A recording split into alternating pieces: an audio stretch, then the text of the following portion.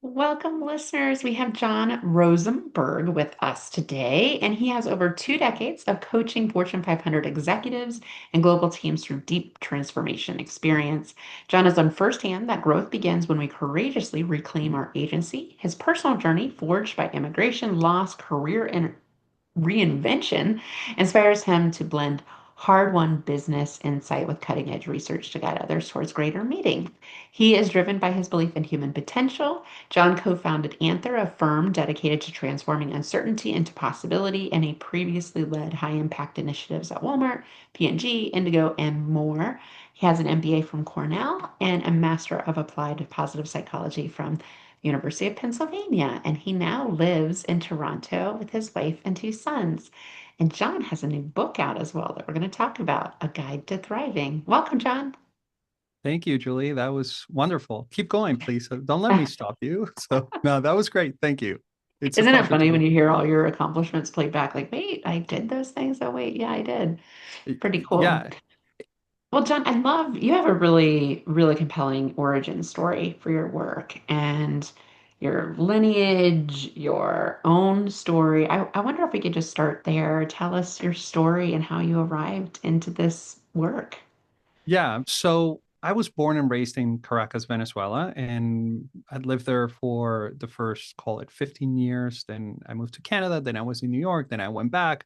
But I spent most of my young adulthood and my youth and my early childhood years in Venezuela. And for those who are familiar, it's a difficult time to be in Venezuela, and it has been for quite a while. So, one of the things I realized when I moved to Canada is that I had been in this state of survival mode for a very long time. I'm going to call it the first 40 years of my life until I was able to kind of see a different kind of side to that coin, which I call thriving in the book.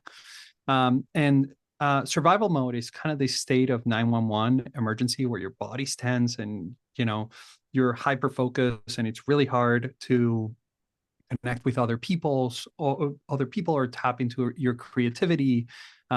So it was challenging. And as that started kind of deactivating, I started to see that the other side of that coin, thriving, was not something only that I could practice and something I could learn, but something that scientists have been researching for the past 2.5 decades, and that I could actually learn more about it. And that's what led me to the Masters of Applied Positive Psychology. So that's the $1 version, Julie. We can deep dive into any of those Yeah, if yeah. you Well, I mean, yeah. and your parents and your ancestors. I mean, if you don't mind, Jon, it's just, I think it's all, you were so forthcoming with that story in the book, and it really, I think, connects a reader to you personally because you're not just talking about this as like, I've had the easy life and like, here's how do you thrive. Like, it's like, no, like really tough stuff has happened and we've persevered through it. So it's not, I think sometimes people think positive psychology thriving is all like foo-foo, like, throw a positive word in here, positive affirmation, and like that's not at all what you're talking about. Yeah, I would say for me the key word is agency. And Mhm. let's break it down and define agency. I would say is the capacity to make intentional choices supported by the belief that those choices matter and actually have an impact on the world. So Love that. agency is an important it's an important word for me because I think agency is what takes us from survival mode to thriving, or at least one of the things. There are other things, but that's a really important one. Um, and yeah, in my background, I mean, my grandparents emigrated from Europe. On one side, they were escaping the pogroms of Lithuania, and they ended up in Cuba. Then they got kicked out of Cuba by Castro, so they ended up in Caracas, Venezuela, and then the whole thing with Hugo Chavez, and then we ended up moving here. On my Mhm. mother's side, my grandfather's was a Holocaust survivor. They moved to Bolivia, and then from Bolivia they went to Caracas. So we've been through a lot of immigration and change, and I think I carry that with me in a way. So trying to figure out how to make that past history not just a history of resilience, and I think the word resilience gets a little overused these days. I hear a lot of people saying, "Please don't tell me anymore that I'm very resilient. I don't want to hear it. I don't want to be resilient." And I think resilience is a great concept and a great idea, and it is a low bar for the life that we're meant to be living. So that's when this idea of thriving really resonated with me. And I said, so thriving is kind of what comes after resilience, I would argue, you know? So yeah, that's at a high Yeah. level, kind of my Yeah. story. I like that distinction because I agree. I've been told that quite a bit this year with everything that's happened to my industry, to my life. Just everything has been completely turned upside down. And Julie, you're so resilient. And it almost feels like condescending. Like, Hmm. okay, I'm sick of having to like persevere through these hard things. Like, can we just get it together? Like, can you do more? Can we all do more? And so I really like the pivot to thriving. And as you know, explain, it's the opposite of just surviving. Yeah, that survival mode, just kind of being reactive to life and kind of blaming things on circumstances. It's like we reclaim our agency, our ability to think our choices have an impact, and it's not just a choice, but we can actually influence outcomes by that. That pivot to thriving. I'm just so curious, John. You built a model, and listeners, it's really effective in the book. I really like a good visual. Most people are visual learners, and it's a circle of context. And I'll have John explain it more. But it's really iterative throughout the book. Each chapter focuses on a specific part of it and it builds. And so I think to your point, it's way more than just resilience that you're talking about. You're really talking about like this whole thriving model. Yeah. So first, let's kind of define thriving just very quickly. And thriving is not success. I think a lot of people tend to confuse the two. Mhm. Success is often measured by wealth, status, power. Mhm. And it's kind of what our system has been built to. So it's easy for us to measure almost everything we do, saying, how do you become more successful? Right. What I'm offering is a different measuring stick, this stick of thriving, which is more about intrinsic motivators and about how we navigate the world. So agency is an important part, but there's also mastery, being really good at what you do, relatedness, connecting with other people, and autonomy, which is kind of foundational for agency. So thriving and success are not necessarily at odds with each other, but they can be at times. And that's when you experience burnout, which I did and led me through all this.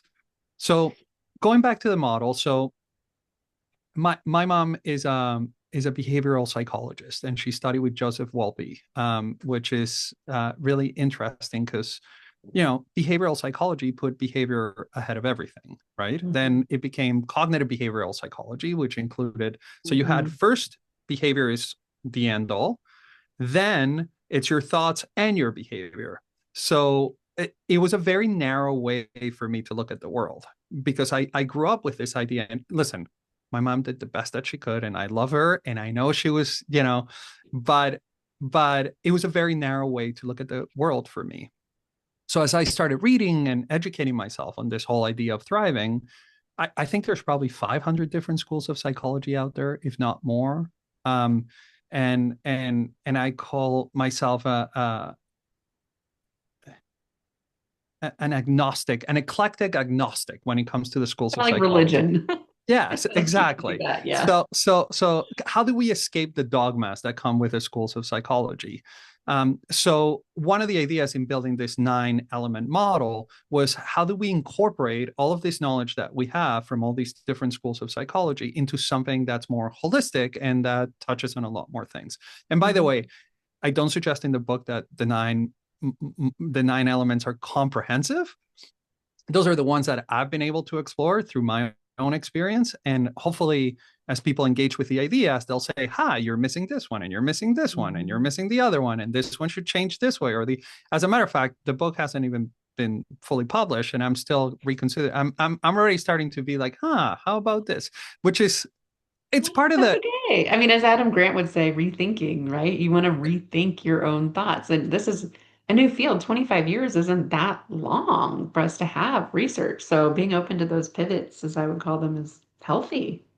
yeah. And, what's magic about science is that I think it's the only form of acquiring knowledge in human history that actually encourages people to Mhm. challenge the status quo.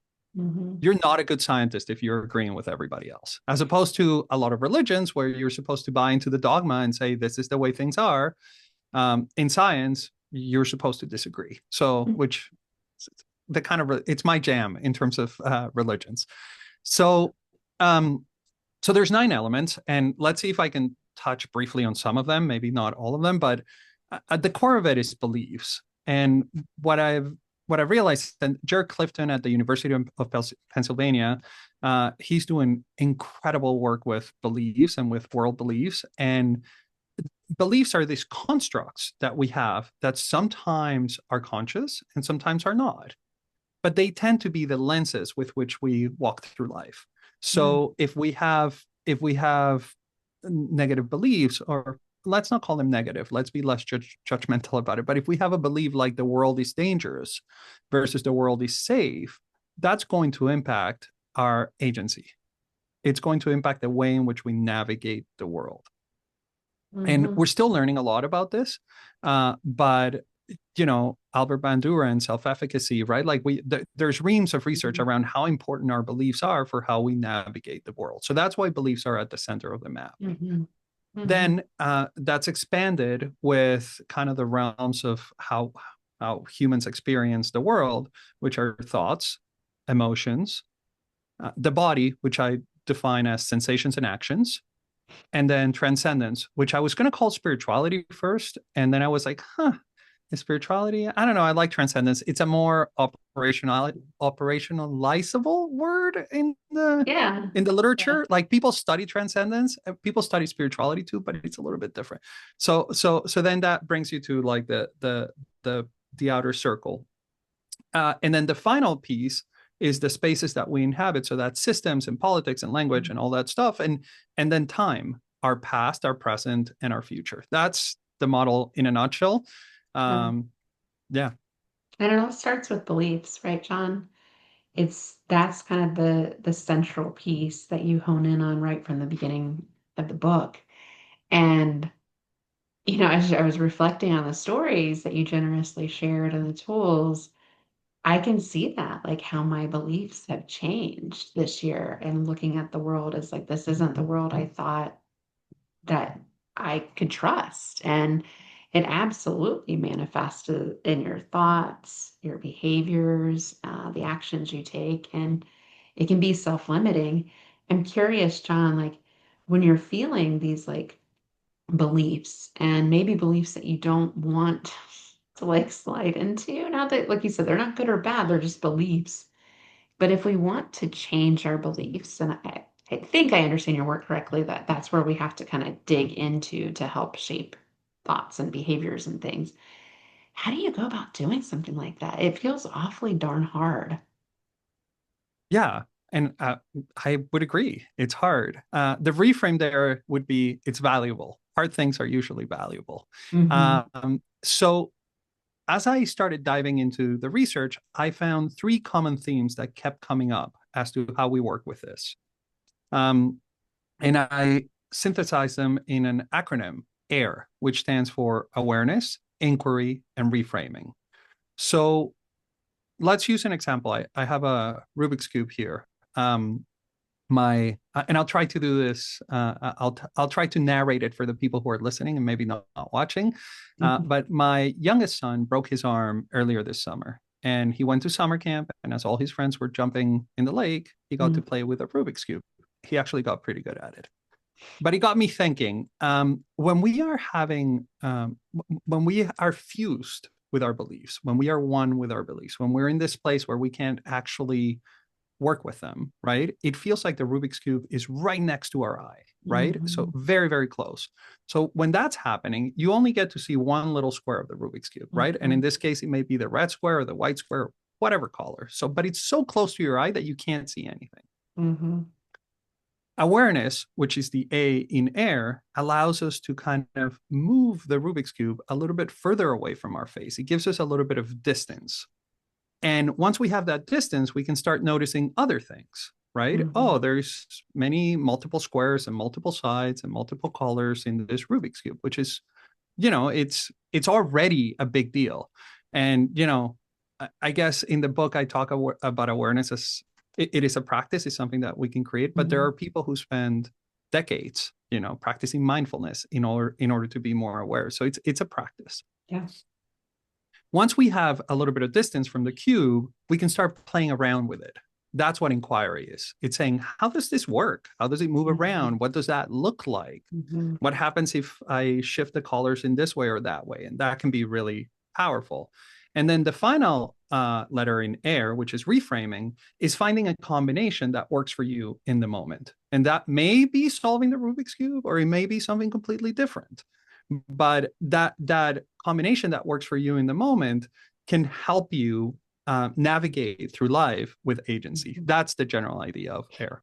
Yeah, yeah. Well, the word that's bubbling up for me is like context, like shifting our lens, our context of the situation. Like you said, zooming out to see different perspectives and practicing that inquiry mode, which isn't necessarily our default go-to mode, as you described. Like the neuroscience is survival mode, you're in danger, get out of here, run, hide, whatever.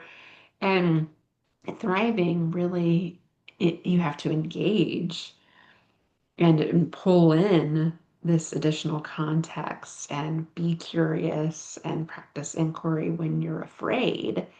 And that I think that takes some practice. So I'm curious, John, like if for folks that want to practice this more, what are some like have you found some daily practices? Not that there's hacks or tricks, but just I call it like putting in the reps. Like the more reps I put in, just like when I'm lifting weights, right? Like the more I put in, the better I get at it. And this mind flexibility, like that's what I kept thinking is like we just got to keep practicing, keep practicing. So what practices work to get better at this? Yeah. So maybe let's introduce an equation quickly here that may send us into survival mode, right? When demands outweigh the resources that we have available to us, we Hmm. tend to go into survival mode. You need to And shut by the down. way, Yeah. yeah. And by the way, let's acknowledge that survival mode can be highly adaptive and highly helpful in certain situations. If you're in a war zone, or if you're living in Venezuela in the midst of an anarchic, you know, state, you want to be in survival mode. Mhm. Otherwise, I might not be here talking to you. Right. But when the threats are more psychological than they're physical, which is the case for many of us, um, then we can look at this, kind of like demands minus resources equals, wherever the state we are, right? Mhm. So if our demands are much higher than our resources, we're going to tend to go into survival mode, and our negativity bias is going to kick in a big way. Mhm. And if we don't have enough resources, that's going to happen as well. So how can we lessen the amount of demands that we have against our system? A lot of people talk about boundaries, for example. It's become a really popular word, right? Like, how do we set boundaries? How do we say, okay, this is as far as my resources will Yeah. take me? Then I know this is as far as I can go, and that's it. Being aware of our limitations, right? Because we are Mhm. humans, we are not AIs. And I suspect AIs will have their own limitations at some point, but for now, it doesn't. I mean, they are human built, so. Yeah. And in terms of resources, I mean, research talks about many different things that we can do in order to resource ourselves. I would argue social connection is probably one of the most powerful ones. And Yeah. we know the impact that it has on mental and physical health. And, a couple of years. Relationships. I mean, every happiness researcher points back to the quality of your relationships as like the biggest predictor. Exactly. And having relationships that are meaningful to you and that are supportive to you. Mhm. Um, uh, there's also, the typical things that you hear: physical activity and rest. And so there are many, quote unquote, I would call them hacks, but they're not hacks. We all have bodies. Like, our bodies need rest. They need to be in nature. They need to be um, and I would suggest find whatever works best for you. Yeah. I tried meditation for I think a couple of years. I have a meditation, one of those seats where you can like, So, you know, like so do the I. I pillow. never use it, but Yes. So I sat in the meditation pillow and I listened to, and I bought the app and the other app, and I just could not meditate. yeah, so And do. then one day I started going out for walks and I started saying, instead of talking on the phone or doing anything else, I'm going to try and meditate. And I Mm-hmm. started doing walking meditations. And you know what? Those work great for Mm-hmm. me. If you ask me to sit down, not a chance. You ask me to go on a walking meditation, I Yeah. can spend 2 hours doing that. Yep. Yep. So find whatever works best for you because we're all different and we all have different needs and different ones. And yeah, so exploring, getting really Mhm. curious about what may work for you, I think Yeah. it's important. Yeah. Yeah. You got to free up that space, that real estate in your mind. And Mhm. similar, John, I mean, how many books point to meditation, mindfulness, all these things. And I find myself squirming, sitting somewhere. What's helpful for me, I started doing yoga about 2.5 years ago. And that time on my mat, you can't bring your phone in. You really just have your own thoughts and maybe a little music whenever the instructor is saying, but there's a lot of quiet time, like a lot of Mhm. space in that where your mind just kind of wanders and through the movement. And I think there is something about movement and breath and nature for you. Um, and I don't know if this is helpful for listeners, but I have found as a very type A, very neurotypical person, like I have to have it scheduled. It's like every day for an hour, which some people are like, that's wild, but it is for my mental health. I know I would unravel if I have paused my practice before, but ironically when I needed it the most.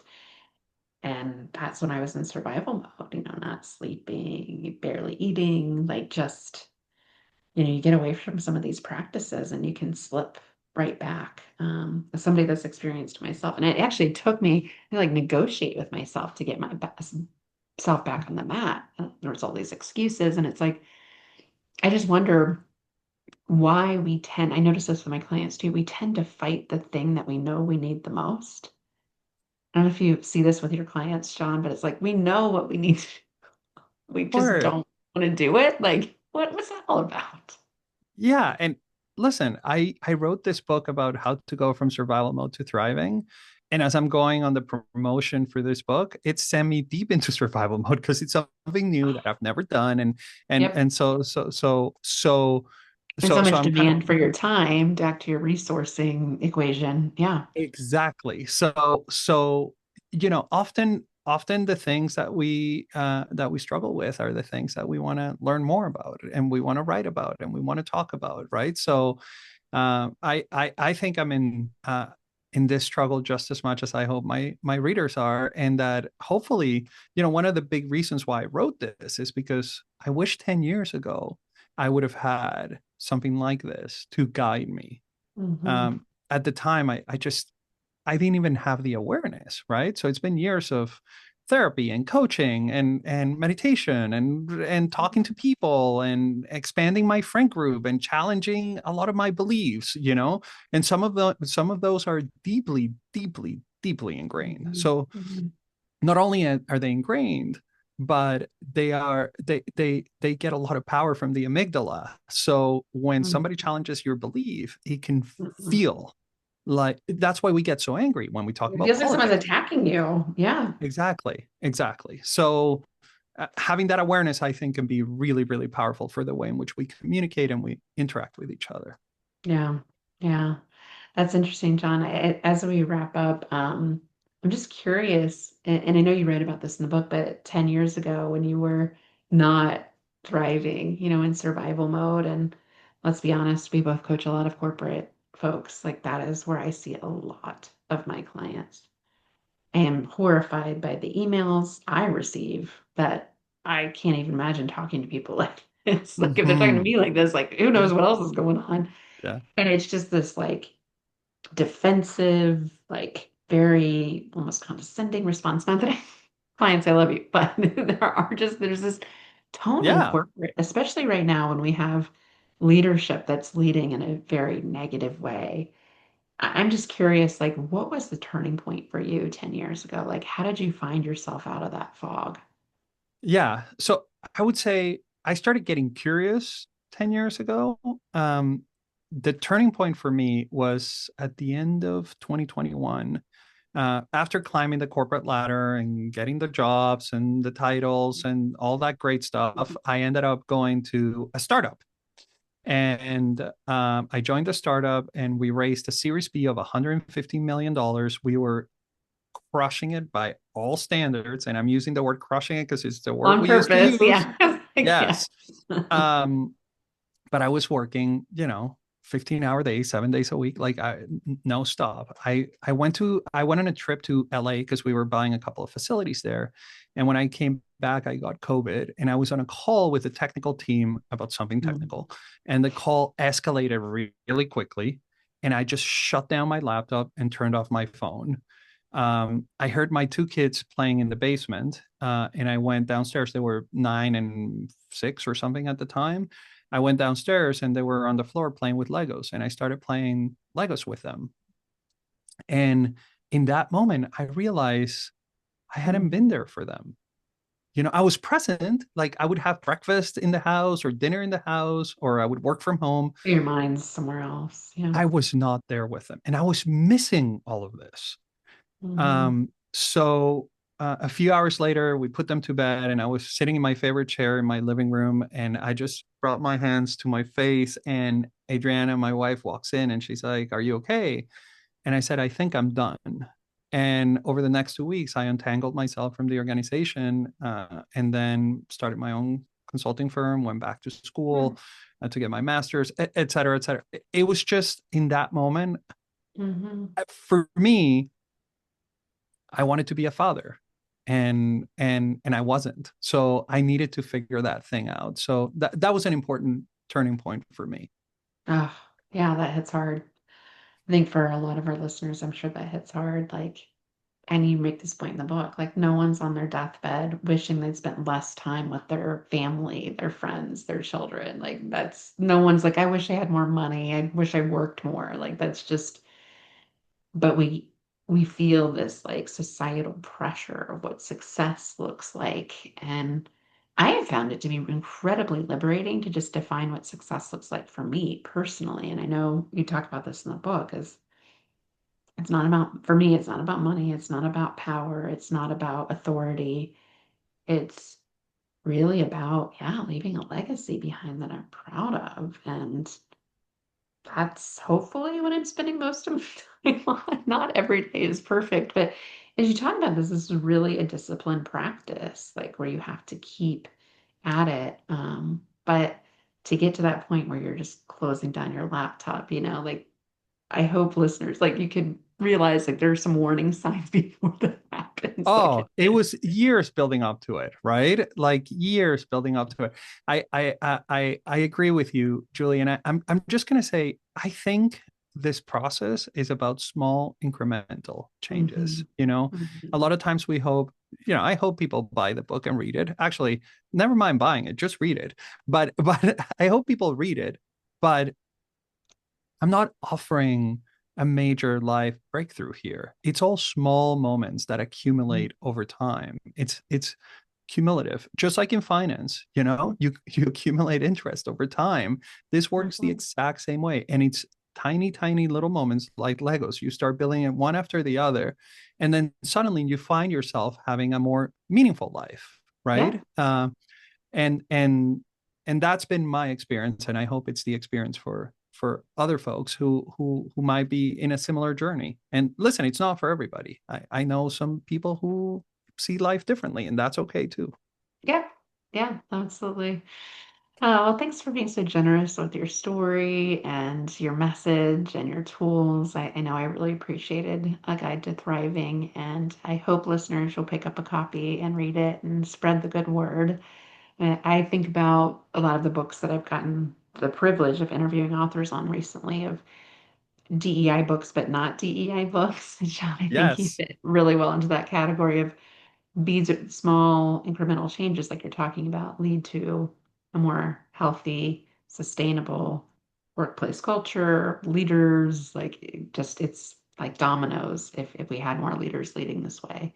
So, John, tell our listeners where they can get a copy of the book.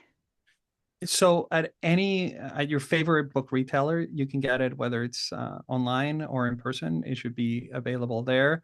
If you want to contact me or get in touch with me, jonrosenberg.com, that's my website, or go on my LinkedIn, Jon Rosenberg, and reach out. I'm very active on LinkedIn, more than I'd like to admit.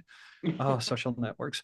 But yeah, I'm looking forward to hearing what people think and what people say. And I just wanted to say, Julie, from the DEI's perspective, what I have learned in terms of thriving is that the most powerful kind of thriving there is when we help other people thrive. Yep, That's been my experience. bingo. Hmm. And that's how I close the book. That's the last part of the book. Because to me, um, we're in this earth to be with each other, right? Hmm. So, and it's such a short time. And I think it's a powerful insight that if you can thrive a little bit more, Hmm. that creates ripples that help your community, your family, your friends, the people around you thrive. So the work is not just 100%. for you. Yeah. Well, and it's how we're wired as humans, as a social species, to be helpful to one another. We can't survive alone. So you want to be valuable to the people you spend time with. So it's actually not, incredibly selfless to help somebody. You get a lot of You reciprocation in do. return. It, it's regenerative, right? Right. This idea, once you create that type of relationship, Hmm. regenerates itself, which I think Hmm. is quite powerful. Yeah, totally. Yep, I would call that the power of allyship. And John, thanks for being a good ally out there. I really appreciate your work and your message and your story. Thanks for the space, Julie. It's such a pleasure to have this conversation with you.